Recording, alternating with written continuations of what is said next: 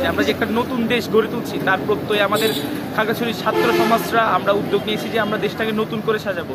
তারই ধারাবাহিকতায় আমাদের আজকের এই প্রোগ্রামটা চলতেছে।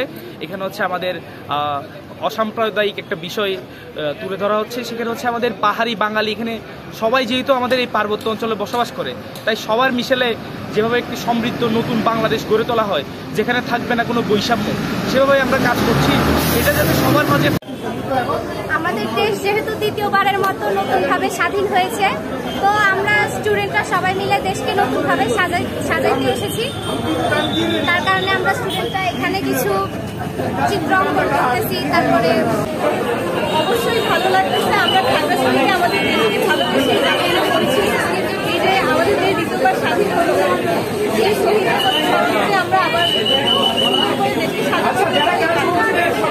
2024 সালের 5ই আগস্ট কোটা আন্দোলনের যে স্বাধীনতা সেটা আমরা লাভ করি।